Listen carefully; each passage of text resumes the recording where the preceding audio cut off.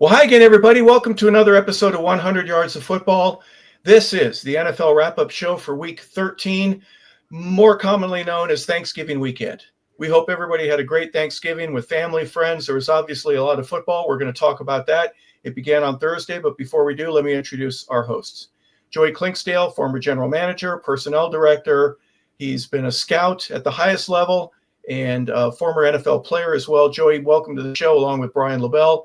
Brian, our NFL and college analyst. Gentlemen, start your engines. There's a lot to talk about here this week. First of all, Thanksgiving. We hope you had a great Thanksgiving. Is there any one thing that you didn't get for Thanksgiving that has to be on the plate that wasn't available for you? Joey, I'm going to start with you. I have a friend that said he went to a house. They're not born in America, and they didn't have any turkey. He goes, I miss turkey for the first time in years. Anything of the outstanding that you would want to mention? Or I know you probably had a cigar and some cognac as a post-dessert treat, but tell us about your Thanksgiving first, Joey. Well, it was great. I was with a lot of family and went to Knoxville. I was with a lot of family and friends. It was probably close to 30 of us. And we had, you name it, we had it. We had everything. And obviously one of my favorites, it was store-bought this year because my mom used to cook it really great. It's sweet potato pie. Not to be confused with pumpkin pie. That's right. I don't do pumpkin pie, but sweet potato pie is on another whole level. But yeah, we had turkey. Do you heat it and do you put a little ice cream on it too, like I did, or do you have it a different way? Oh, I just have it plain. No ice cream, no whipped cream or anything. No whipped cream. I just have it plain. But it was good. But Thanksgiving was wonderful. Especially like when I was a kid, I had a McDonald's hamburger, plain with nothing on it. Plain meant put everything on it. No, it doesn't. It means I don't want any of the little onions, and I don't want any mustard or anything. But sweet potato. Oh my gosh, I'm hungry just think. I haven't had that in years. Brian, you're a key lime pie guy. We didn't have key lime pie this year, did we? No, but the green bean casserole is my go-to. We got to have the green bean casserole. That's my Thanksgiving tradition. That's the dish that if we have that, everything else is kind of secondary, but that's my go-to. Yeah, absolutely. There's a right way to do it and a wrong way. If you don't have green bean casserole, or Joey, if you don't have any sweet potato pie, and it's a different color. It's a little bit more brown or orange. It's not as dark. That's correct. Yes, it's a little bit more rich. Yes, that's right. It's fantastic. A little bit of cinnamon sometimes. I don't remember exactly. Cinnamon and vanilla, nutmeg, absolutely. Yeah. Man. Oh, goodness. Okay. Well, we'll finish the show later. Let's talk about food first. Anyways, we've got some great games, including the one that is wrapping up. We're a little early tonight. Patriots and Giants. There are about 9 minutes left to go in the fourth quarter. It's 30-15 in that one. Guys, Patriots are really showing why they're 10-2 and why the Giants are 2-10. Giants have been just starved for the talent with injuries and everything else that's going on. The camaraderie's been off. The coaching's been off. A lot of problems there. But they're fighting. They're a competitive team. They don't quit. They play hard. Even though the Patriots are rolling right now, Giants doing their best. It doesn't look like it's going to get any closer than this. Brian, let's start with you. This game, obviously, in Foxborough. Are the Patriots for real enough to where we very early are going to be going, not only they're the top seed and may get a bye, but they would be a Super Bowl favorite right now. Would you assume that that's correct? Yeah, I think so. This was kind of a litmus test game too, because you lose Will Campbell. They're down half their guys on the offensive line. So New York is not necessarily the team that you want to go up against because that's kind of the strength and their bread and butter is the defensive front. But I mean, they handled it well tonight. Drake May's been very efficient. They've been able to run the ball. Receivers have been good. Special teams play has been huge for them. Giants are 2-10 team. They got a lot of fight in them, but it's just, a lot of injuries. Like you said, a lot of stuff going on internally that they got to figure out. But I think if the Patriots, they find a way to win this game, any win's big, right? Especially late in the season when teams are scratching and clawing. But I think if they're 11-2, you have to put them in that Super Bowl conversation because they're beating up on everybody. It's just they're a good football team, top to bottom, and they're a lot of fun to watch right now. Joey, we'll talk about them last. The only team as close as the 10-2 Broncos right now. They obviously have a bye coming up, but the Patriots do. But my goodness, very impressed with the Patriots. Their consistency, they're playing and taking on the character of their coach, who's a tough dude and has played at the highest level. He's got all kinds of rings. The guys are getting the example that they need, not only from just shaking hands with the man with all the diamonds on his fingers, but the way that he played is, in many respects, a Dan Campbell-ish type thing. We're going to be tougher because we are tougher in the first place, and we're going to play tougher than the next guys. Let them make a mistake. We'll take advantage and capitalize on that. Absolutely. The Patriots tonight have really been the most physical team on the field. The Giants haven't looked very physical at times. They're really undisciplined, which is problematic for a football team, especially later in the year. Now, I know they have injuries, and they certainly have internal issues. I mean, Abdul Carter did not play the whole first quarter. He sat, coach's decision.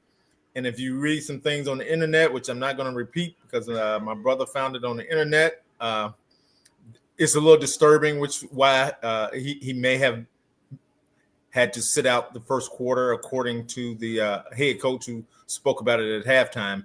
But they just have some discipline problem. Now they're young enough, they're fighting, they're doing some things from that standpoint. But just from a talent perspective, they're undermanned to the Patriots. Yeah, my message received loud and clear from a first quarter, we'll call it a suspension, is disciplinary issue, broke team rules or did something. If you're reading things on the internet that are a little more complicated than that, but that's the initial reaction, right? There's usually a coach's decision, an internal organizational decision to say, you missed curfew, you were late to a meeting, or something else that we're not going to suspend you for the game. We actually need you on this team, but we're not going to do anything more than that from a disciplinary standpoint. Financially, it'll be minimal, but there will be a fine involved too.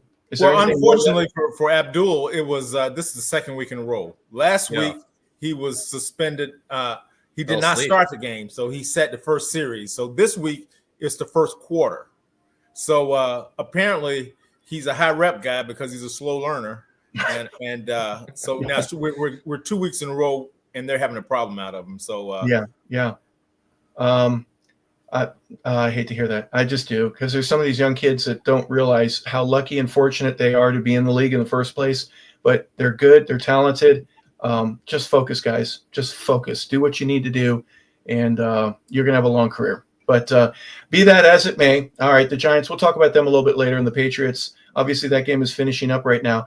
Let's go back to Thursday. No matter what your tradition is, if it deals with any sort of football at all, your TV is going to be on at noon, and you're going to get to watch the Detroit Lions. This year, they're going to go against the Green Bay Packers. Green Bay ends up winning at 31-24. A lot of interesting things happen in this. To me, this is one of the games that did have playoff implications for obvious reasons. Packers, when they win that, they're 8-3-1. They leapfrog past Detroit, who falls to 7-5, and to keep pace with the Bears, who we'll talk about in just a few minutes.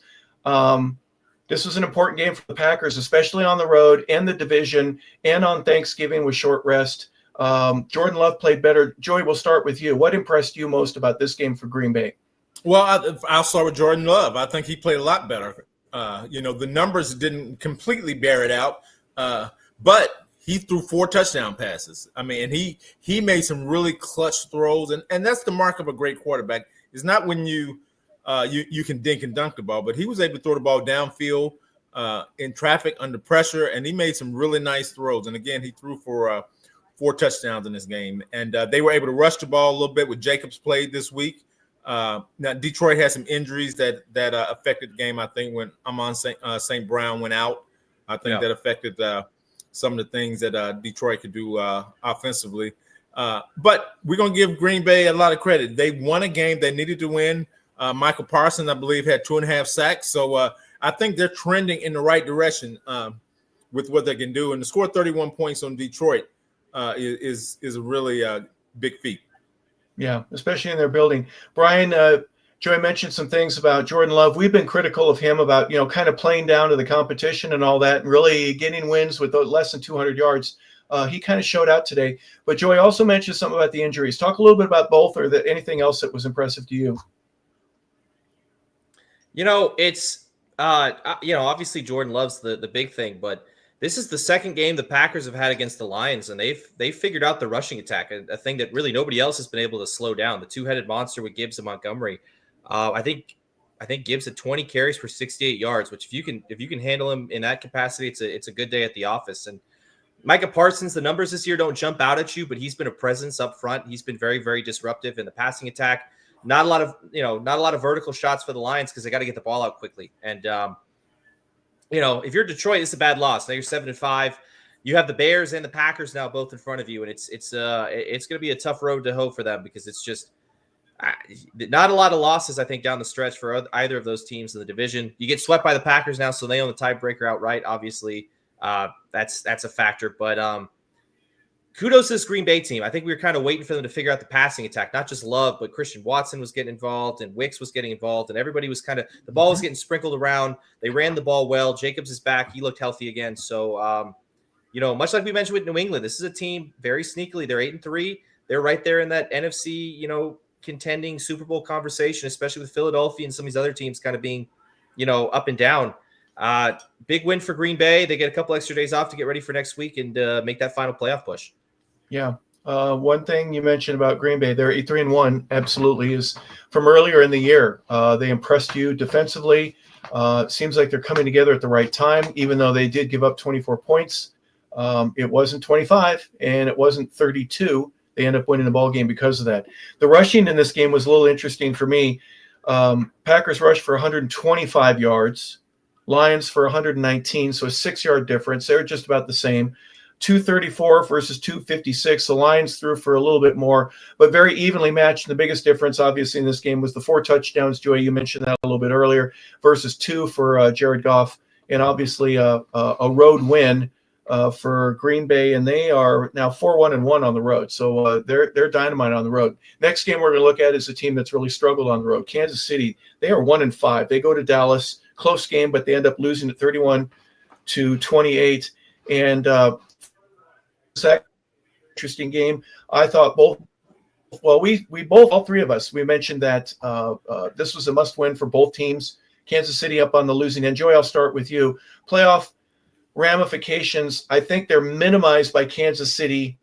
6-6, you win your next 4 or 5, or at least you still have a chance, but you really made it difficult from your divisional standpoint. You're pretty much eliminated from that. And then the Cowboys at 6-5-1, maybe not keeping pace with the Eagles, but at least from a wild card perspective, they're still in the hunt. Yeah, well, I'll start with Kansas City. I think Kansas City is a team right now at 6-6 where they absolutely probably have no more room for error.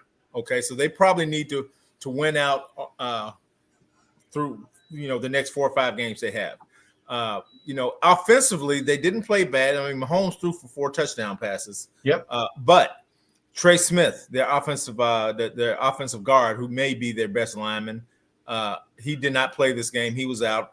And during the game, they lost both tackles. They lost the rookie left tackle with a arm injury, and then they lost the right tackle. So, again, offensive line plays a key role.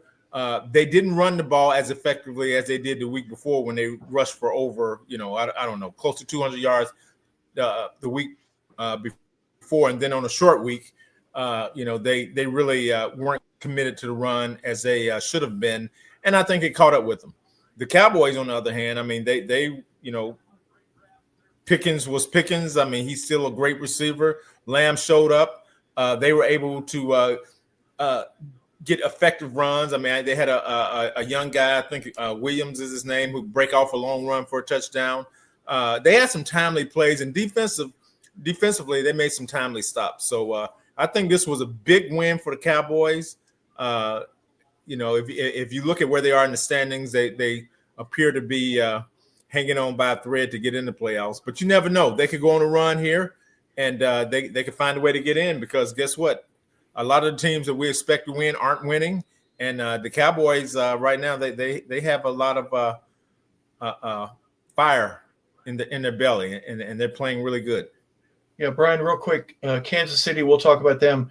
3 of their last 4 have been on the road. And guess what? They've lost 3 of their last 4, all of them on the road. Here's what they have coming up. Texans and Chargers at home. Titans should be a game that they win. They'll be on the road there. They get the Broncos at home, and then they're at the Raiders. But do me a favor, and if you don't mind starting, Dak Prescott's so impressive offensively, so smooth. It's not an easy win, but gosh, he throws for over 300 yards, and his stats are quietly league leading. And even though the defense has struggled all year, he's done a great job, in my opinion, of really deflecting all of the distractions and just playing the best that he possibly can at any one time. That to me has been very impressive for him from this year's standpoint.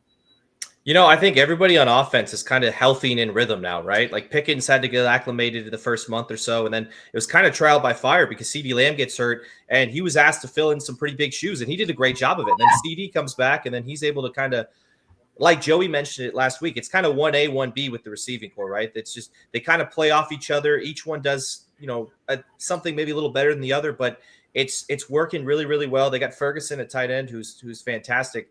The run game has been consistent. Cowboys offense has been good all year. Dak has been good for years. He's kind of, I don't want to say underrated, but because he's in Dallas, he gets a lot of the spotlight, but he's handled it very, very well. The numbers are always good. The defense was the big question mark, and that was the struggle early on. And they've made some moves. Jerry's tweaked it a little bit. They've done a good job schematically, and it's come around, and they made stops. Now, Patrick still played very, very well on Thursday, but like you said, they made plays when they need to make plays, and they made stops. They need to make stops, and they beat a very good Kansas City team who their back was against the wall as well. And that's not something that happens very often, especially with Mahomes and Reed. But credit to the Cowboys. They beat both Super Bowl competing teams in a matter of, I think it was 5 days. So tip your cap to them. They turn their season around. They're right back in the playoff conversation. And if they sneak in, they're a team that people more than likely, hey, we'd like to not play against these guys. Yeah. Dak, I mentioned 320 yards, 2 touchdowns, 1 interception. He was not sacked. Cowboys rushed for 137 yards, and Jadeveon Clowney had 2 sacks for him. Yeah. So that's an interesting perspective from the Cowboys defensively. They're 6-5-1. Kansas City falls to 6-6. Next game, Joe, I'm going to start with you. Joe Burrow, what a difference he makes right there. 261 yards, 2 touchdowns, no interceptions. They rushed for 128 yards and really beat a Ravens team that had to get another win. They're going to need that for the rest of the season. They started out so bad. Ravens end up at 6-6, 32-14 is the final there. Let's welcome back Joe Burrow. Any thoughts about him and how well the Bengals played offensively? Well, I'm just telling you, he looked like he never left. He threw for 261. Now he threw the ball 45 times, which you wouldn't want to do that when you're walking in the door after you've been out. 24 for 46, yes. Almost 2 months, but guess what? He played pretty well, and the offensive line did a decent job. And defensively, look what the Bengals defense showed up. Now, the Ravens helped the defense, but guess what? If Cincinnati can continue to play like this, with the way the Ravens are playing, with the way the Steelers are playing, they might backdoor this thing and get into the play and win this division, because I don't think you're going to get 2 teams out of this conference to make the playoffs out of this division. So if the Bengals can find a way to win out, which anything's possible, and the Ravens and the Steelers, I think they still have 2 games against each other coming down the stretch. The Bengals could find a way to get in this thing. I'll give you real quick before we go to Brian. Ravens' schedule is Steelers, Bengals, Patriots, Packers, Steelers. So, yes, they do play each other starting this week. Very interesting to see. This is almost like the NFC South, Brian, where nobody really wants to win it unless Tampa says, oh, all right, well, we'll take it. I mean, but Carolina, we'll get to them. Carolina's kind of changing that a little bit. But give me your thoughts here about the Bengals and then obviously the Ravens.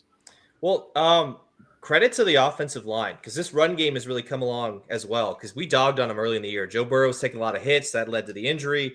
They really couldn't move the football at all. They make the Joe Flacco trade. They're just kind of scrambling to figure it out. And Chase Brown has kind of been a constant on this team. They've been able to run the ball pretty well. Takes a lot of pressure off the offensive line. It opens up play action, which, by the way, T. Higgins and Jamar Chase, their numbers are exploding. They love that. So, they're able to play off of one another. We knew the offense was good, but like Joey said, the defense showed up. It was nice to see that. And if you can kind of have both of those things working in harmony, this is a very, very good team. We knew that coming in. There's a good chance the winner of this division might be under 500 at this point, the way things are going, the way the Ravens look and the way the Steelers look, and then the way the Bengals are right now. You don't even have to mention the Browns, but it might be interesting to have to see a team in the AFC West win 10 or 11 games that have to go play on the road, a wild card weekend. Well, very interesting how the Bengals, with the return of their star, has other stars and subsidiary players all shine and Nice win there for Cincinnati. They are 4-6. Ravens fall to 6-6, but they don't lose any ground. We'll talk about what the Steelers did in just a moment. Guys, Black Friday means Bears and Eagles. It doesn't mean outlet shopping or going to the mall. It means looking for a parking space, letting your spouse go in to go buy some things while you stay in the car, keep the engine warm, and watch the game. 3 o'clock kick, 24-15 is the final. Bears are 9-3. That's all I can say. Bears are 9-3, and they end up beating the Eagles. They fall to 8-4. Brian, I'll start with you on this one. I know Philadelphia is capable of booing their team, even though they won a Super Bowl off the field at halftime. They're tough on their team. They really are. But Bears rushed for 281 yards. McConaughey had 130. Swift had 125, 1 touchdown each. Are you kidding me? Are you kidding me? You couldn't stop him on the ground, and he didn't have to. Caleb didn't have to throw the ball. Why would you? 281 yards? Goodness gracious. On the road, your impressions and thoughts here about the Bears and the Eagles. Yeah, on a short week, that's kind of the game plan, right? Let's run the ball, dominate the line of scrimmage, but you wouldn't think you're going to do that going up against the guys in Philadelphia, the road graders they have up front. The talent in their front seven might be unmatched across the rest of the league, and they made it look easy on Friday. I mean, Eagles looked like they were tapping out midway through the third quarter. It's kind of the inverse of what the Eagles have been doing to teams for years, right? It was kind of a taste of their own medicine, and they didn't like it very much. But Caleb didn't do a whole heck of a lot. He didn't have to. They made plays when they needed to. There was a play in the third quarter, or it was late in the third quarter where they run kind of a bootleg, a play action where they have Alameda Zaccheaus run kind of a double move, and he kind of hesitated and he makes the corner almost fall down. He's able to get wide open. Caleb missed him, but I think that play kind of depicted what the Bears were doing offensively because everything was working, right? Everything was there. It was almost like they were doing just whatever they wanted to offensively. And this is something we're not used to with the Chicago Bears. This is kind of new territory that we're treading. And I know Philadelphia's offense has been a head-scratching, conundrum for most of the people, the rest of, for the majority of the season because they're tremendously underperforming based on the talent they have. But the Bears had them figured out defensively too. And give a lot of credit to Ben Johnson, give a lot of credit to Chicago. These guys look like they're serious contenders at this point. It was a couple of weeks ago, maybe we're kind of writing them off. The Packers are the Lions. They're going to pass them. It's their division, whatever. But these guys are 9-3, and they're in sole possession of first place in the NFC right now. Joey, what impressed me most is 2 fourth-quarter touchdowns by the Bears to really close this one out. They're not playing to win by a point or two at the very end or rely on their kicker. They're dominating up front, as we've already mentioned. And defensively, they made it very difficult for the Eagles.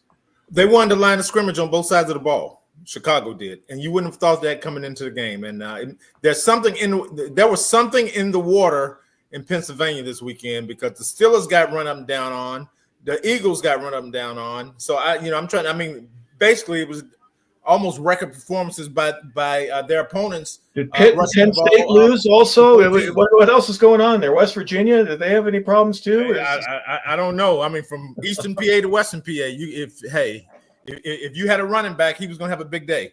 Yeah. So, but that being said, Ben Johnson has to get a lot of credit for the turnaround and the mentality of this football team. I mean, what he's done, how he's developed Caleb, and not that Caleb is where he's going to be, but he's taken a lot of the negative plays away that he had last year, and now he's playing solid football. He's doing enough to win the game. He's scrambling at the right time. He's not giving up a lot of yards via the sack. He's throwing the ball away when he needs to. But when he needs to stand in the pocket and throw a strike, he's able to do that too. The Eagles, on the other hand, offensively, I hate to beat a dead horse, but A.J. Brown has 132 yards receiving and they lose. Every time he has a big week this year, from a receiving standpoint, they lose. When he's complaining about not getting the ball, they're winning. So you do the math. There's a disconnect there somewhere, and it just continues to get larger, I believe. So I'm really concerned about what the Eagles offensively are capable of doing. Not what they're willing to do, but what they're capable of doing, which I'm not sure they're capable of a lot because that their offense is so basic. But defensively is where it became really problematic for them this week. Again, giving up that many yards on the ground was really a tough pill to swallow if you were an Eagles fan. And they were born on Thanksgiving. Well, the biggest discrepancy of the game, you mentioned the numbers and the separation, the gap between the 281 yards and the 194-yard difference between the Eagles only having 87 yards on the ground with Saquon Barkley and that big offensive line. There's some other issues just right in front of our eyes. The Eagles just can't move people up front. You mentioned that both sides of the ball was dominated by Chicago. And any other comment before we go to the next game? I'll tell you this: if Chicago was in the NFC East, they'd be undefeated. The Bears have beaten every team in the NFC East. Yeah. They're NFC East champs, aren't they? Right now they are. Jerry Glanville, if he were the coach, he'd have a big old trophy ready for him to be the NFC East champs. All right, let's look at some of the Sunday games. There were quite a few. Before we go any further, there were no buys this week. For obvious reasons, the NFL will not let you take a week off there during Thanksgiving. You're playing. You play during the holidays because there's more eyes watching the game. So there'll be buys next week and the next two before every team will have their bye week taken care of. But Falcons on the road against a 2-9 Jets team. Jets get a late walk-off kick. Brian, your thoughts here about a 27-24 win. It was tied at 7 at the half. The Falcons led by 3 at the end of the third quarter, and the Jets come back. And as the game was tied there with hardly any time left, they kick a field goal to win it. And if I'm Atlanta, I'm going, we got to win these games on the road against teams that we should beat, or else we're not going to be a playoff team. Guess what? You're not going to be a playoff team with a 4-8 record. I'll say this: the Jets receiving core. They added Mechie, they added AD Mitchell. Garrett Wilson's not healthy right now, but with Tyrod Taylor, the offense is moving a little bit. Falcons defense is really nothing to scoff at. I know they're not playing for a lot right now. I mean, they were fighting for their playoff lives in this one, but give Tyrod Taylor, give Aaron Glenn, give the Jets some credit. They had a very, very rough start to the season. They've kind of righted the ship and figured it out a little bit, and they're still competing. They're still fighting, and kudos to them. Flip side of things, the Falcons, it just seems to get worse and worse. No Penix, no Cousins, no Penix and no Drake London, and you could kind of see the passing production. Bijan Robinson's still very, very good. You showed you that on Sunday, but other than that, there was not a lot to write home about if you're an Atlanta Falcons fan. Yeah, Joey, difference in this game, obviously, Jets weren't afraid to win, and the Falcons seemed like they were. Yeah, the Falcons, they played like they were afraid, to lose the game. Is what they played like, that they were afraid to lose the game. And when you play nervous football, it's hard to win because that's when you make mistakes. Cousins was efficient. I wouldn't call him great. He was efficient. Bijan was Bijan. I mean, he's clearly one of the best 2, 3, 4 backs in the NFL, and maybe the best all-around back in the NFL with the exception of McCaffrey. I think they're right there together. But the Falcons defensively was a concern this week. They knew they were going in versus Tyrod, and he's more of a passer than Fields was. But Tyrod was able to spread the ball around. He was able to make a couple plays with his legs, and they did just enough to win. Now they're beginning to take the form and the personality of their head coach, because believe it or not, despite their record, they've played pretty tough all season long. They've had 1 or 2 games where they were just out of it, but there's some fight in this young team, and especially since they traded away 2 or 3 of their best players. Yeah, it's almost like they've been re-energized. So they're fighting. So kudos to the Jets for coming out and battling and winning this football game. Yeah, there's a time when you get rid of a couple of your stars or your big cap guys, and you look around the room, and it falls on you. Hey, I better play. I don't want to lose my job or be out of the league because I didn't make something happen. And sometimes that could be the little bit of a spark that a team needs, and just enough. I know that when they circled the schedule this calendar weekend, we can win this game, and they did. So congratulations, the Jets are 3-9, Falcons fall to 4-8. Next game we're going to talk about, we thought this might be a trap game where maybe San Francisco goes in, that Browns defense. Now Myles Garrett did have a sack, good for him. Joey, we'll talk a little bit about Browns defense, but the 49ers 26-8 is the final. It wasn't a dominating performance, but it sure was hard if you're a Brown or a Browns fan to feel good about your team. They were just stifled. It's almost as if the 49ers had their hands on their neck for most of the game. Goes, look, just play, don't do anything funny, and we'll keep it as close as we can. Well, I'll go to the obvious things here. Shador played well enough to, despite the score, he did not play a bad football game. He was pretty efficient with the ball. He did some good things, scrambled around, threw a touchdown pass. They just are void of offensive talent. I mean, they lost one of their best offensive linemen in the game. They really don't have any speed on the outside. And Jerry Jeudy is really a number 2 at best at this point in his career. They have 2 tight ends, and Njoku, and I can't think of the other guy's name, and they're really number 2 tight ends. They're really just void of talent. Now, the running back played pretty good. He runs really hard, and he's got some juice to him. But offensively, they really don't have a lot, and a lot of times the pressure is on the defense to play so well that you take all the deficiencies from the offense out of the way. And this week they weren't able to do it because San Francisco really did some good things. Purdy played pretty efficiently. McCaffrey did McCaffrey things, and they got the tight end involved. They got Kittles involved, and they did some things. Now we at some point we can talk about the receiver who got in trouble again for the 49ers and caused the big ruckus there. But that's a whole nother issue. But the 49ers, hey, they just keep hanging around. Guess what? Despite all the injuries, despite losing, they're on their 3rd middle linebacker. Guess what? They're still 9-4. They're in the thick of this thing. Yeah. The numbers aren't very impressive, Brian. Purdy threw for 168 yards. He had 1 touchdown, no interceptions. He was sacked 1. They only rushed for 91 yards, but the only score number that matters is the final score, and they get 26 points. Defense play really well. Shador had 149 yards, as Joey mentioned. They rushed for 138, but just it's not enough. It was probably too little too late there for the Cleveland. Yeah, I think a game like this kind of shows the talent discrepancy too, because I would say, especially on the defensive side, the Niners aren't stacked, right? They have a ton of injuries. They got a ton of guys out, and they kind of got manhandled for the majority of that game. Shador didn't play poorly, but like Joey said, there's not a lot of talent on this roster. And if there is, it's a lot of young guys. Judkins is a rookie. Harold Fannon's a rookie. You got a lot of young talent. Your quarterback's a rookie, right? They're throwing a bunch of rookies. It's trial by fire, and you got to give them credit because they're not playing terribly, but it's just they are devoid of talent at the receiver position.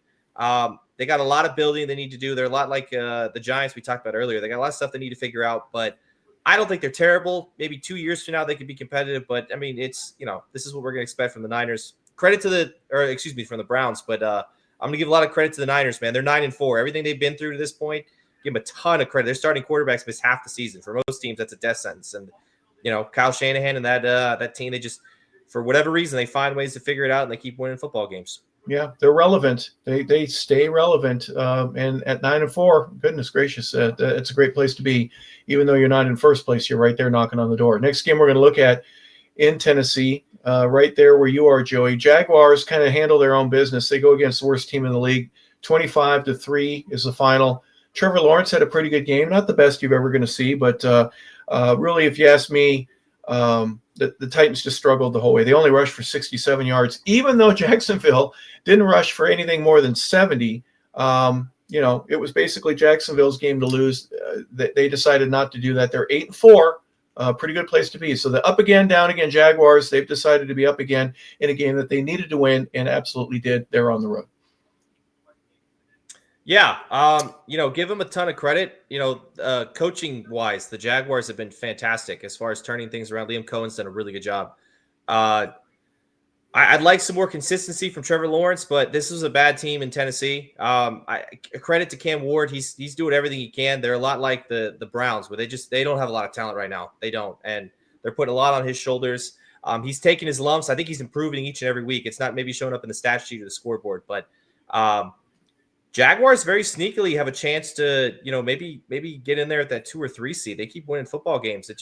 It's the Jekyll and Hyde to Trevor Lawrence is kind of the only thing holding back from me saying, hey, this is a team that could maybe compete in January. But, credit to what the Jaguars are doing. They're showing you that coaching matters. And very easy, very dominant win on Sunday over a division opponent.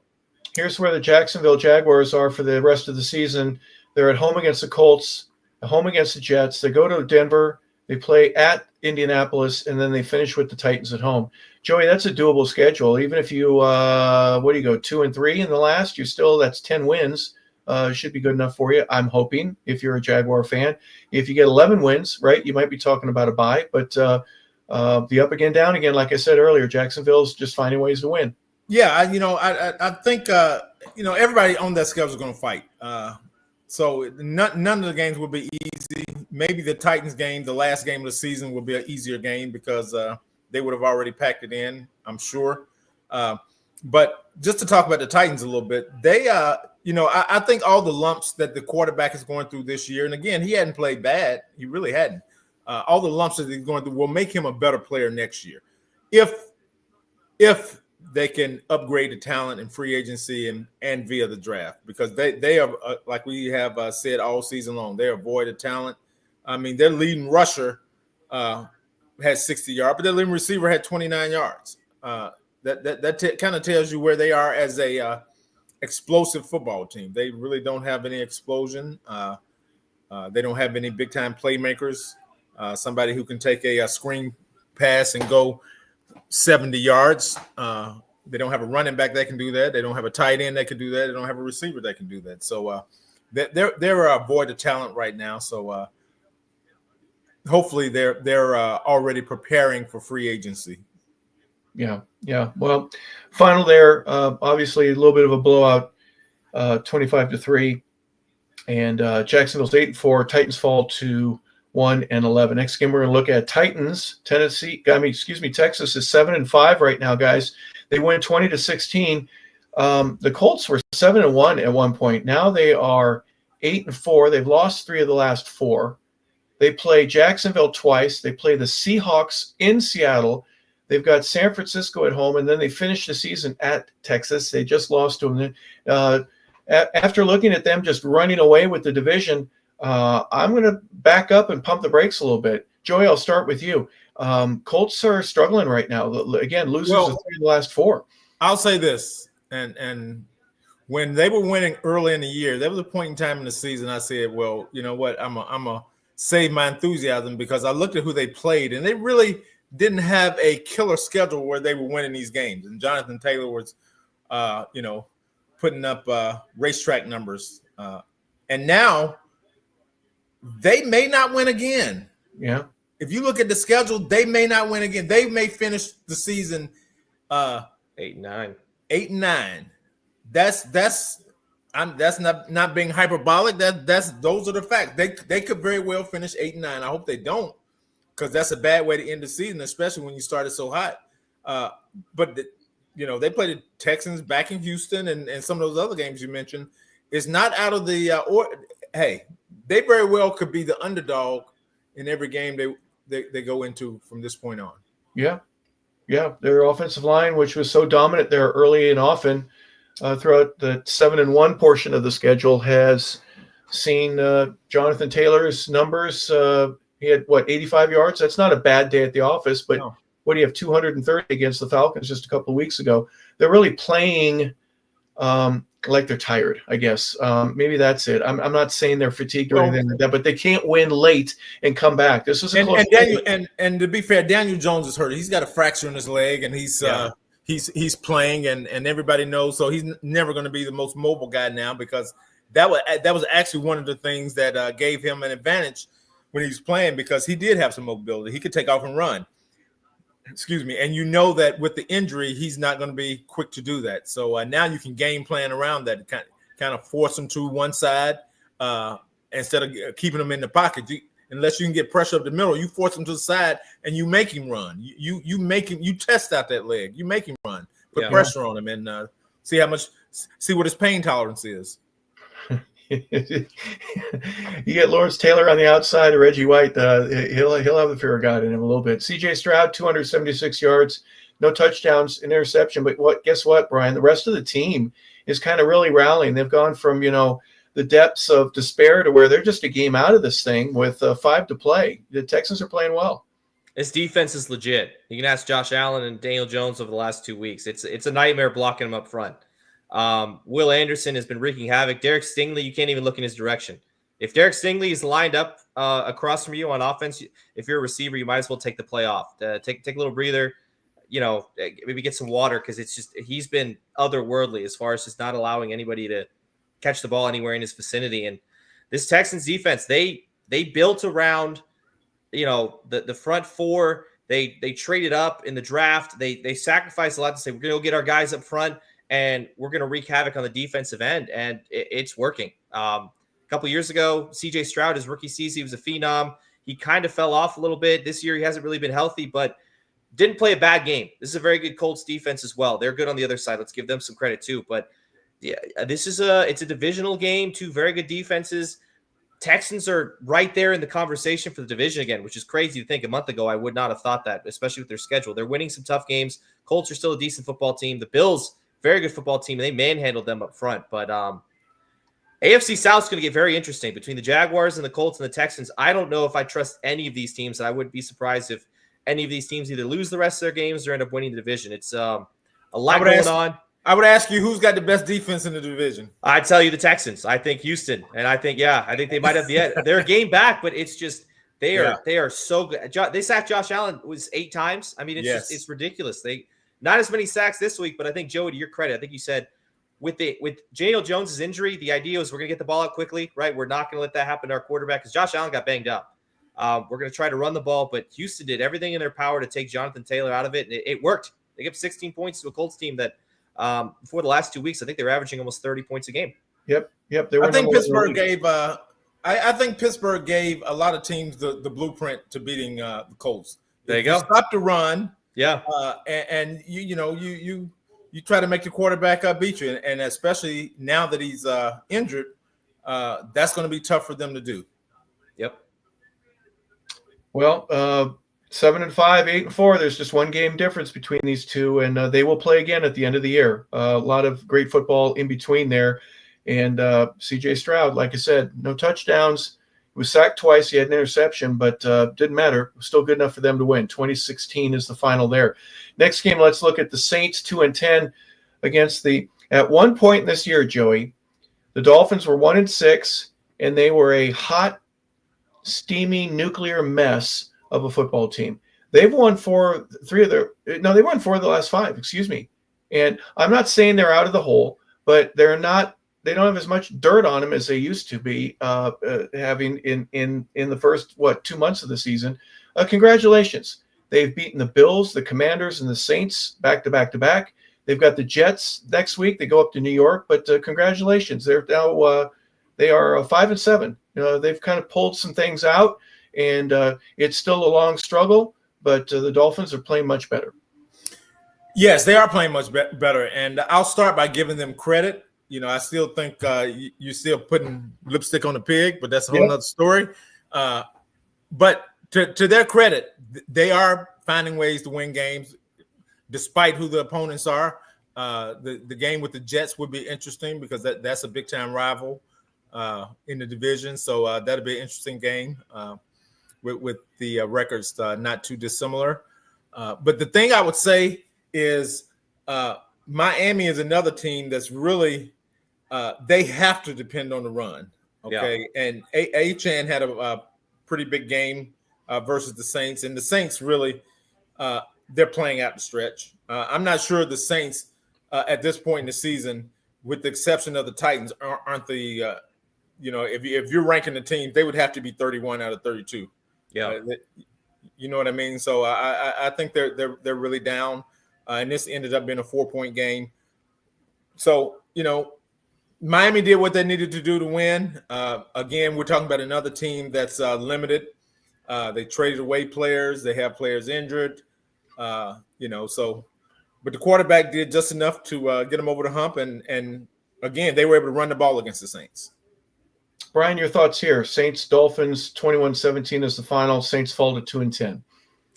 Two bad football teams. The Dolphins were just better at running the ball and playing defense. That's the staple of, hey, we're trying to win a game where both teams are kind of bad. It's whoever does those two things better, and penalties and turnovers, obviously. But not seeing a lot of stuff from Tua Tagovailoa that's making that contract. If I'm a Dolphins fan, making me feel very good. Not a lot of yards.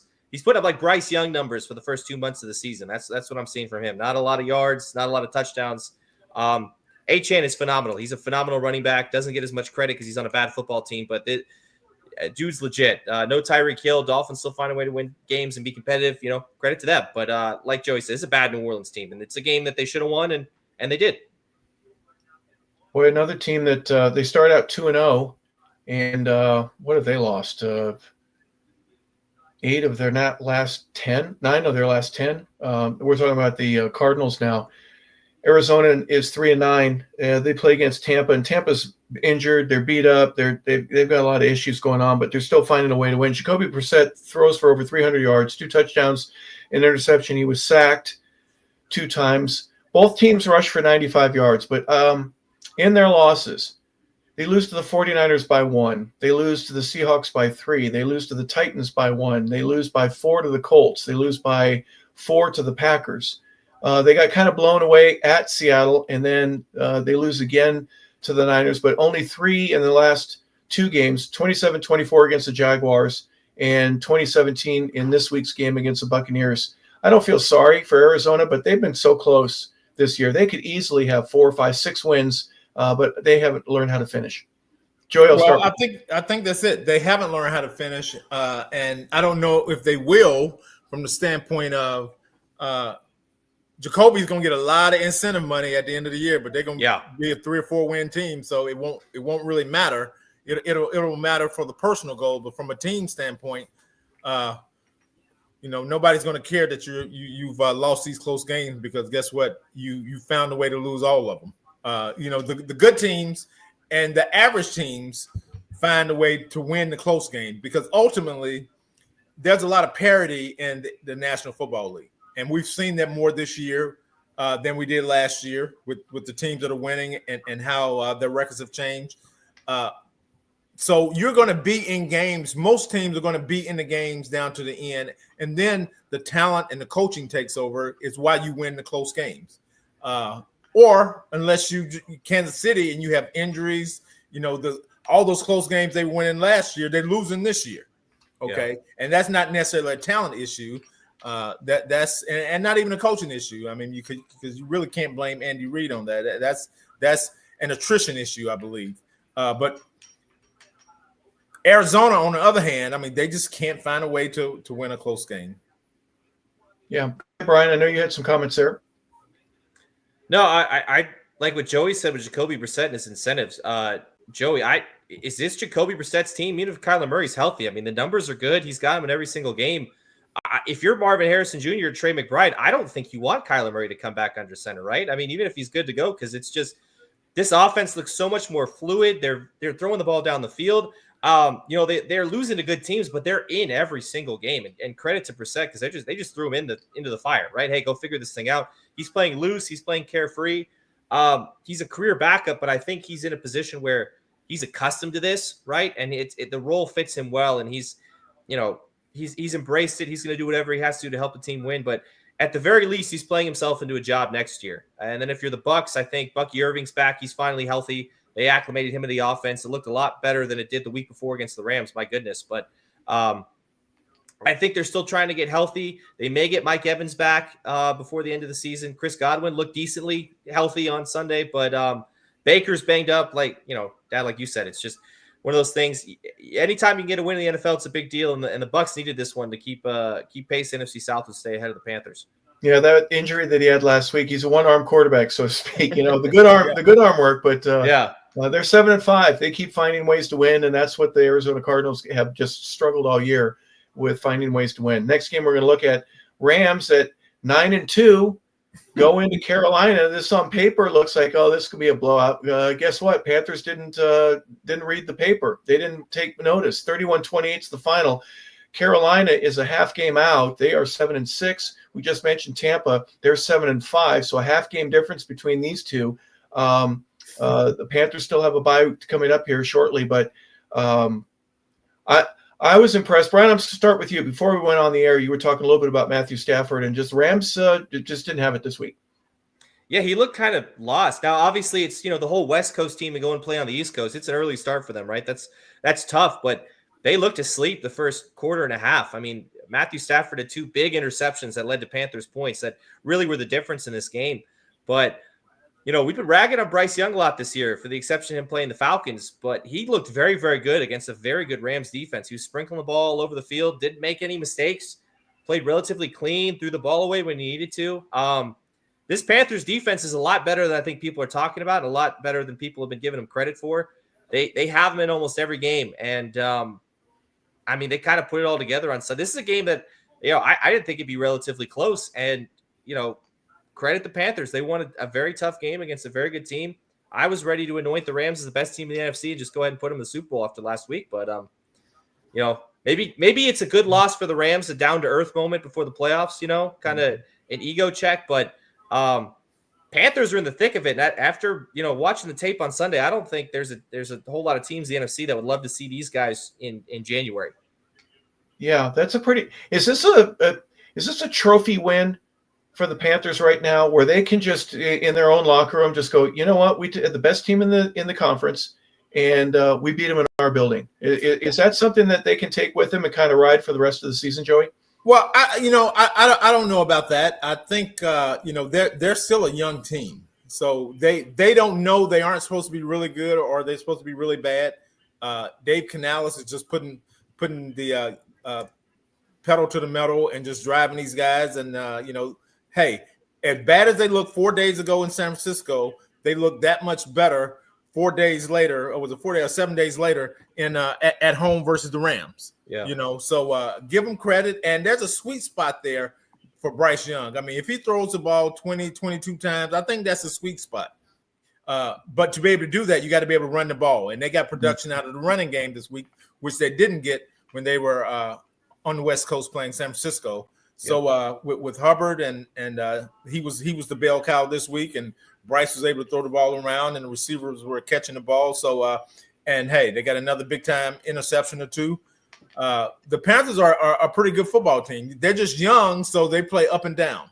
Up and down. So you just don't know what you're going to get from week to week. But guess what? They have 7 wins, and the last 2 seasons combined, I think they had 7 wins. So good for them. Yeah, and they were trailing at the half. They scored 2 touchdowns in the second half. Rams only got 1, and that was enough to help win that game.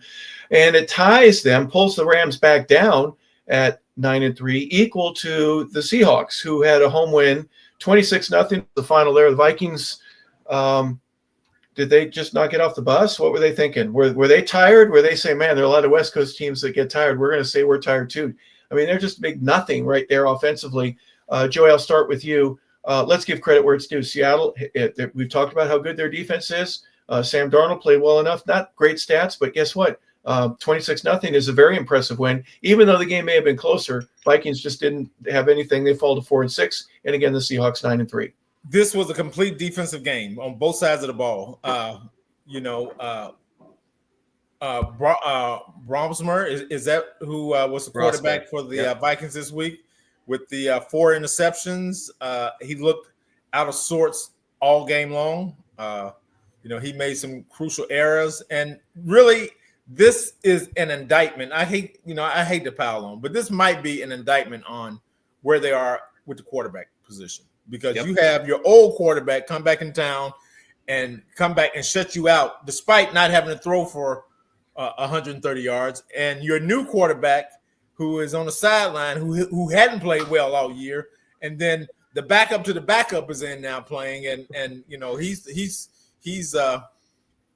takeout because he's giving everybody orders throwing the ball. So it was just a bad look for the Vikings, and not just the players from an organizational standpoint. It was a bad look as well. Yeah, not easy to bounce back from this one, let alone, right? You don't have a whole lot you can draw from when you go to Seattle. You face the 12th man, you've got the flag thing going on there, and you just don't show up. I mean, you get off the bus, but just that's an embarrassing loss, Brian. That's one where you want to burn the tape.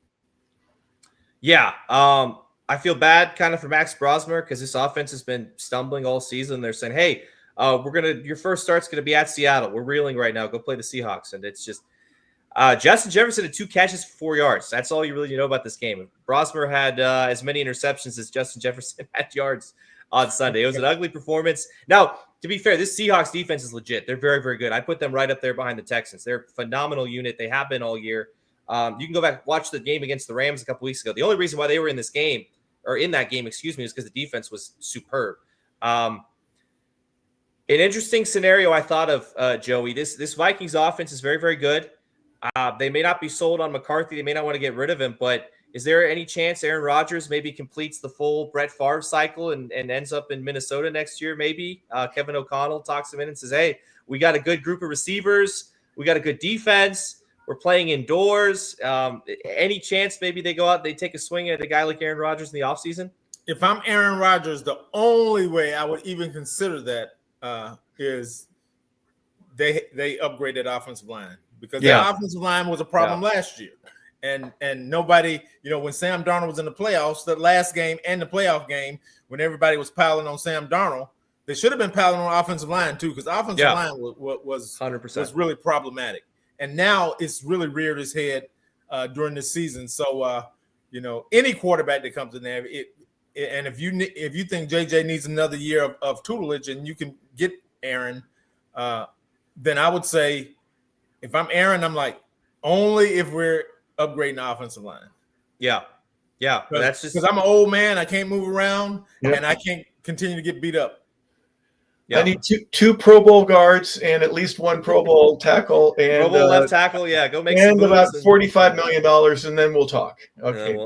Yeah. Speaking of that, let's go to Aaron Rodgers. Rough time there for the Steelers. They fall to 6-6, a chance to really create a little bit of a separation with the Baltimore Ravens. He throws for 117 yards, 10 completions on 21, no touchdowns, no interceptions. He was sacked once. Mason Rudolph comes in. He's over 3.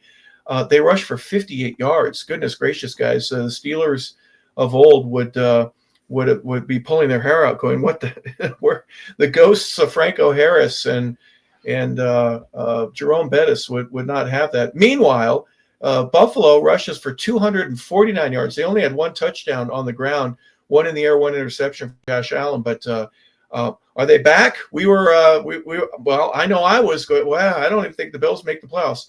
They sure turned things around. 26-7 is the final. Bills are 8-4, and the Steelers fall to 6-6. Joey, I'll start with you. Your former team, the Steelers. Well, this is what I'll say. I would say that offensively, the Steelers are a bad football team. And to be fair, it was a windy day. It was windy for Buffalo. That's why Buffalo didn't throw for a lot of yards either. I mean, it was going to be a run game. It was going to be a ground and pound game. And the Steelers' defense was god-awful. Yeah. In almost every area, they struggled. Buffalo came in with 2 of their starting offensive tackles, their starting left tackle and starting right tackle out, and they still ran for a record number of yards in Pittsburgh. So that tells you where they are. And offensively, the Steelers struggled, just throwing the ball because it was windy. When Rodgers went out for the injury, Rudolph came in, he threw an interception. Then Aaron came back, nose bloodied. But the key is they can't run the football. They aren't a power running team consistently. They couldn't run the ball. And defensively, Buffalo has some people out too. So I'm not ready to say Buffalo is back yet. This was an impressive win for Buffalo, especially what they were able to do on the ground. Like I said, if you were in Western PA or Eastern PA, you had a license to run all over everybody at any time, because both teams that played in Pittsburgh, the visiting teams in Pennsylvania, had record rushing days. Yeah, it was a bad day in Pennsylvania. Like I said, Penn State, Pitt, Youngstown State, who knows how they did. Everybody struggled a little bit, at least at the professional level. Brian, your thoughts here on the Bills? I'm not putting them back on a pedestal, but at least they're closer to it. That was a big win for them, one they really had to have. If they lose this one, the wheels are starting to fall off. Yeah, this is kind of the offense we expect from them, though, right? They're going to run the ball heavily, even with the quarterback, right? Josh Allen's going to get involved with his legs. I don't need a ton of production through the air, right? We're good enough on defense. We got a very strong offensive line. let's play off of the run game, right? James Cook, who we talk about him all the time on the show, great running back, very underutilized, very underrated guy, had a phenomenal game, really carried the offense, carried the load, really wore out the Pittsburgh front seven. And you could see at the end of the game, Watt was banged up. A lot of guys were banged up, and they kind of tapping. It's kind of over with. But flip side, if you're the Steelers, you can't score 7 points at home and really beat anybody. You can't. You can't expect to do it unless you're the 2000 Baltimore Ravens. You can't expect to score 7 points and win a game in the NFL. I know Rodgers is banged up, but the run game really wasn't there. The receivers, I mean, no one was really even open anyways. They got after Rodgers all day. It was just a kind of nightmare scenario for the Steelers all the way around. And the sad part is, especially late in the game, you knew what Buffalo was going to do. You knew they were going to run the ball. You knew where they were going to run the ball. Couldn't stop them. And you couldn't stop them. Yeah. Yep. Yeah, simple as that. And Steelers fall 6-6. Baltimore 6-6. Cincinnati is 4-8 in that AFC North. So it's nail-biting time for those teams and the remaining 5 games that they have on the schedule. No one's biting any nails in Las Vegas. Joey, I'll start with you. Your Raiders, you've been there before. Chargers really kind of bounced back. They've had some injuries. They've had, especially on the offensive line. It wasn't a great game offensively for them, but 31 points versus giving up 14. It was sure enough 8-4. They're 5-2 at home, and really it wasn't a must win, but an important win against a team that they had to beat. Right. The Chargers did what they had to do. Now the quarterback was injured. He had surgery on his finger today. Yep. And it's non-throwing hand, so I think he'll be able to play next week. But the Chargers really, they don't have much room for error from a playoff standpoint of what they need to do now. The Raiders, they're done. Brock Bowers is, again, I'm gonna say that catch he made for a touchdown was as good a catch as you're gonna see, because it was low and outside, and he caught it with his left hand. It was amazing. Seamlessly. Yeah. But the Raiders need help. They have one true defensive lineman, Max Crosby. They don't have anybody else that's really affecting the passer at a high rate. They don't have any speed outside at receiver. They don't have any playmakers. They don't get a ton out of the run game because they can't displace people on the line of scrimmage as a run blocking team. So and Geno is Geno is what Jameis Winston used to be, and what I mean by that is the many lives of Geno Smith. I mean, you get the Jameis Winston experience. Sometimes he'll throw for 500 yards and 5 touchdowns, but he also have 5 interceptions. But with Geno right now, you're not getting the touchdown production. It's more the interception production than the touchdown production, unless he's throwing the ball to that all-world tight end that they have. But it wasn't pleasing aesthetically on the eyes watching this game. So if I'm just being honest, good win for the Chargers. That was a game they were supposed to win. Brian, your thoughts here? Chargers go to the traditional navy blue. They're not in the baby blues, but they get enough. I don't know. They got to do something different. Everybody has the retro uniforms and stuff that you throw back to. Raiders will never go with anything other than silver and black. But an impressive win in a conference there that there's only 2 other teams that have 8 wins. So really this puts the Chargers kind of in the driver's seat, at least for now, in terms of the playoffs and being a part of the wild card. Yeah, they're right there. It's going to be tough because, they got divisional games coming up. The Chiefs are going to be fighting for their lives. The Broncos are a very, very good football team. It's going to be one of those things where it's going to come down the wire. This is a game you have to win, right? You got to beat the bad teams. You got to beat up on the Raiders, unfortunately for them, if you want to keep going. But Herbert's surgery, the injury is a bit of a concern, especially if he misses any time. That's going to be a big deal. We'll, kind of wait and see. I don't think Harbaugh really disclosed whether or not that's the case, because I believe the injury was on his non-throwing hand. So that's, always a good sign, right? Not on the strong hand, but we'll see. Chargers are a good football team. They haven't been healthy all year. Their offensive line is in shambles, and they're kind of piecing it together. They're 8-4. They're still competing, so give them a lot of credit. Yeah. Chargers trying to keep pace with the Broncos, and the Broncos probably in the game of the week, right? This is an overtime game that ends up being much more exciting than maybe people thought. Joey, I'll start with you. Marcus Mariota throws for 294. He's got 2 touchdowns and interception for the Commanders. They fall to 3-9. They rush for 143 yards, do they, in Washington. Bo Nix throws for 321. He has 1 touchdown, 1 interception. He was sacked once, but Broncos couldn't run. But goodness gracious, I'm not calling them the cardiac kids, but they find a way to win, and they've done so all season long. Is the luck going to run out before they realize that, well, this was just luck? Or are they just a good enough team to go, you know what, even if we're down by 6 or if we're tied, it doesn't matter. If we've got the ball, we get a chance to win the ball game.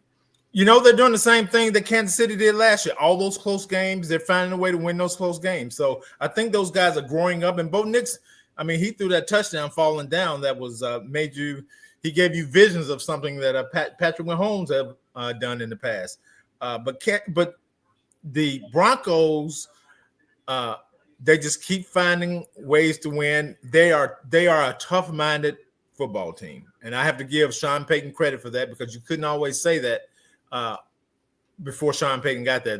But Denver is a tough-minded football team, because going into Washington to the Commanders and winning this football game was big, and Marcus Mariota really played a really good game.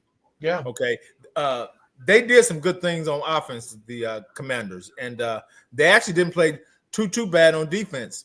The Broncos were just a better team. They were dealing with less injuries than what Washington was dealing with, and they found a way to win the game when they needed to, and to make big plays when they needed to. But you know, the Broncos, they aren't easy for people that have heart conditions. That's for sure. Yeah, you may need to take your medication before the game, and maybe able to turn the TV off if it gets too exciting for you. Very interesting perspective there. I like that. But Bo Nix, Brian, this in his 12th year in the league. He's a seasoned veteran. He's just making plays, and he's going down the field. He's matriculating and doing all the things. Oh, that's right. This is only a second year. They're 15th in passing, 14th in rushing. They're 13th in scoring, but they're 4th in defense. So let's give a little credit where it's due. Offense is keeping them in some games and scoring some points, but really the defense is where they're cutting their teeth, and they're really playing well. Well, I think that was kind of the mantra, right? Sean Payton's whole thing is like, hey, we're going to play defense well. We have a good defense. Let's not lose the game on offense. And there's a lot of close games, but the Broncos always are seemingly in control of the game, if that makes sense. They're ahead. They're playing well. With the exception of the Giants game, they've really been playing from ahead and kind of maintaining the lead the entire season. Bo Nix has done what he needs to do to win the game late. That's a good quality to have in your quarterback. You love a guy who can go out and make plays and just find a way to pull one out of a hat every once in a while. Not a lot of blowouts in Denver. Every game is particularly close. You can say they're playing down a competition, but they're also playing up against the competition, right? They're beating some good teams, a lot of close games. They're figuring out how to win week in and week out, and they're right there in the conversation for the 1 seed in the AFC, right there with the Patriots. Another surprise. Yeah. Commanders don't have a lot going on right now. Obviously, got a bunch of injuries, but I like the call going for 2 at home. You got 3 wins on the season. You know what? It's primetime football. Let's try to win the game right then and there. Great play by the defense to make a stop. Right, the guy was open. You're right. Yeah, great play. It's unfortunate someone had to lose this game because Commanders, they gave it everything they had. They were fighting for Dan Quinn. You like that when a coach can kind of get the best out of his team, even when they only have 3 or 4 wins and they're out of it. They can still go out there on Sunday and they'll give you everything they got. And kudos to the Commanders. It's just I think the Broncos better football team. Well, we're going to find out. Last game that we're going to look at is the Giants and Patriots. Both teams get a bye next week, 49ers and Panthers, and then that will be the conclusion of the byes for all the teams. All 32 teams will have had that 1 week off, but that's next week. Obviously, everybody plays here on Thanksgiving weekend. The final here in this one on Monday Night Football is 33-15. Brian, you told me after the first quarter, hey, we may go on a little bit early tonight. 17-0. It was 30-7 at the half. Patriots in complete control. Joey, I'm going to start with you. They're the only team in the league right now with 11 wins. They're very impressive right now. They're doing things the right way. They may not dominate in the scoring or dominate with the rushing yards, but they're winning at the highest level and getting just enough of an edge to where I'm noticing, and I don't see any flaws in this team other than their youth and their lack of experience that would stop them from continuing and being the number 1 seed in 5 weeks. They are a well-rounded football team. They are doing it in all three phases. Their offense is playing well, efficient. Drake May is playing at a high level. They're able to run the ball. They were without two offensive linemen today, and it didn't slow them down much of all tonight. Right. Defensively, they're still able to get after the passer when they need to. They have, Christian Gonzalez at corner is great. And then the kid they got from Tampa last year, free agency, he's playing well for them. So they're still able to do some really good things on defense. And then, the kid returned a punt for a touchdown again today, his second of the year. So, again, they're a tough-minded football team. And that linebacker, I can't think of his name, he put 2 hits on today, one on the quarterback on the sideline and one on the tight end coming across the middle. And they were both legitimate shots.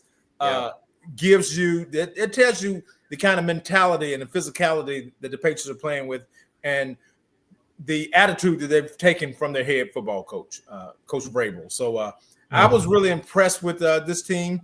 And again, they're a young football team who don't know they're not supposed to be good yet. So they're playing with house money right now, and that's what it looks like. They're playing really well.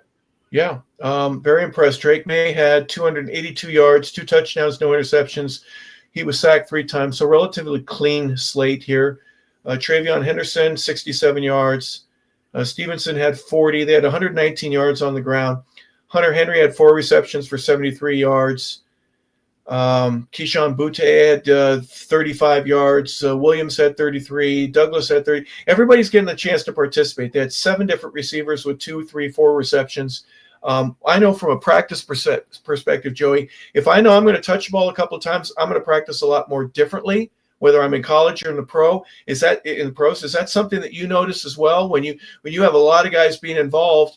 Mac Hollins had 3 catches for 23 yards, and you get full participation. Before we go to Brian, just give me your perspective on that. When you know you're going to play, I think you practice differently than when you know you're a guy that's on the bench. Yes, you have to be ready and prepared, but you are when you get a chance to participate.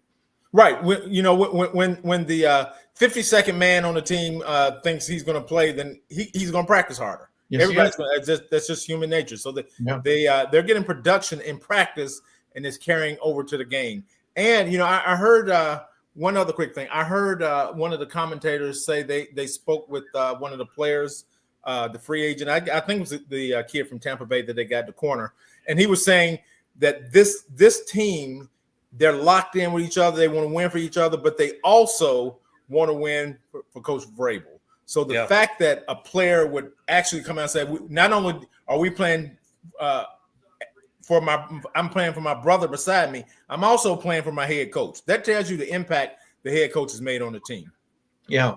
And I think there was a degree of separation with Belichick. He was so unapproachable from the media perspective, but the players knew how much he cared and how he would test them and walk down the hallway and go, hey, who's the guy that you're going against? Tell me one of the characteristics that he has, to just keep your mind sharp. And Vrabel has some of that, I would believe, but also he's got to be Mike Vrabel and be different and unique and be the best him that he can be. So he also has a different perspective, and having a lot of diamonds to shake hands with guys all the time, that certainly it creates a little bit of an allure as well. Brian, your thoughts here? Jackson Dart, 139 yards, 1 touchdown, no interception, but really they were outmanned and outclassed here today. The Giants were by the Patriots. Yeah, I mean, this is a very good Patriots team, top to bottom. They've built this team very, very well. A lot of talent. I think if you're the Giants, you kind of see the blueprint of what you want, right? Because the Giants are in the same boat. They got a young quarterback. They got a pretty good defense. I think you got to get the right coach. I think that the big difference is I think that the Patriots are a much more disciplined football team. I think Vrabel's a huge part of that. And I think the Giants are kind of polar opposite right now. The coaching situation's a mess. You don't know who the guy's going to be next year, but the blueprint's right there for the Giants. You can figure it out, right? You got the talent. You got a young quarterback. Now you got to get everybody back healthy next year. But it's one of those things where they can figure it out. If you're the Patriots, the only concern tonight was they settled for a lot of field goals. They drove the ball down the field and they couldn't really finish in the red zone a lot. But other than that, I mean, it was just a complete domination. I think they had 17 points on the first 16 plays from scrimmage or something crazy like that. Patriots team's very, very good. This looked like a 2-10 team going up against a 10-2 team, right? That's what it looked like. It was to be expected. So kudos to the Patriots. They're in the driver's seat in the AFC right now, which, what is it, 2008 again, right? We're going back in time if you're the Patriots. But it's a good win. Obviously, it's prime time. But, man, a lot of credit to Vrabel, a lot of credit to the staff. I would be surprised at this point if he's not coach of the year. He's got to be runner-up or something right now, because it's just what he's done and this team's turnaround is just it's night and day. Yeah, absolutely amazing, and congratulations to them. Let's take a real quick look at the playoff standings before we go. Let's just go with wins right now. New England with 11 in the AFC. They are obviously number one. The Broncos have 10, Jacksonville with 8, and Baltimore with 6. Those are your division leaders right now, with tiebreakers included. 8 wins for the Chargers, the Colts, and the Bills. 7 wins. Keep your eye on Houston. They're not that far behind. 6 wins each for Pittsburgh and for Kansas City. Everybody else has fewer than that. In the NFC, Chicago Bears with 9 wins, and the Rams are identical. They are division winners right now where it stands. Philadelphia with 8 wins and Tampa with 7. They would automatically qualify for the playoffs. The wild cards would be Seattle with 9 wins. San Francisco has 9 wins. Green Bay has 8-3-1, but they have a tiebreaker over San Francisco that puts them a little bit higher. Detroit has 7. Dallas has 6. Carolina also has 7. So it's an interesting perspective how that works. Any surprises from you, Joey, before we head out? Oh, ton of surprises. Obviously, you start with the Panthers. They're a surprise. You start with the Bears for sure. I mean, the Bears, if it ended today, the Bears is the number 1 seed in the NFC. Yeah. I don't think anybody thought that was possible. For sure. Even Illinoisans, folks from Chicago would go, what? Really? It happened? Oh, of course I thought it would happen. Yeah, but you'd have to go to the CBO, the Chicago Board of Exchange, to get odds on that. I don't know what they would be either. Brian, any thoughts from you before we head out? I think at this point, the only team we thought would be in first place in their division, the AFC, is the Ravens. And even that's a surprise, right? Because they were dead in the water a month ago. So a lot of young talent, a lot of good teams. The playoffs are going to be interesting because you're not going to have, the way it stands right now, if we kind of play this thing out the way it is, there's not a lot of experience in the playoffs going forward, at least on the AFC side. So it's going to be a lot of fresh faces, a lot of guys getting their feet wet, a lot of young coaches who are figuring it out. And then, on the NFC, the usual suspects, right? Like the Eagles are struggling. The Rams are still very, very good. They had an off week, but someone like the Panthers, the Bears, you mentioned them. They're great. I'm thinking maybe we get at least 2 teams to the NFC North. But, honestly, just the division leaders at this point and the leaders in the clubhouse, it's been a very interesting NFL season, been very entertaining. And, week 13 is in the books. We only got a couple more left. Well, my surprise is that the state of Pennsylvania had 2 big losers this weekend. Hopefully they'll get everything turned around. I know Joey was talking about that earlier, and we hope the Penn State, Pitt, and Youngstown all get some wins, and maybe Temple in one way, shape, or form to help even the waters out there for Pennsylvania. But we appreciate you being a part of the show. For Joey Clinkscales, for Brian LeBel, I'm Harper LeBel saying thank you for tuning in, everybody. We appreciate you being a part of 100 Yards of Football, and this has been the NFL Wrap-Up Show for Thanksgiving week. We hope everybody had a great Thanksgiving. We certainly appreciate and are thankful for you tuning in. We are grateful for it all, and we hope that you have a fantastic rest of your week. Thanks for watching 100 Yards of Football in Week 13.